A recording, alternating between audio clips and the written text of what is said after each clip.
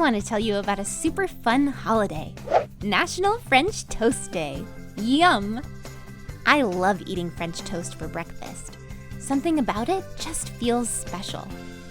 What kind of words come to mind when you think about French toast?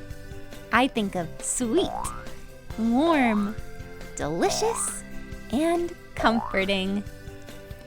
Eating French toast reminds me of weekends relaxing with family and friends because you can make it and eat it together.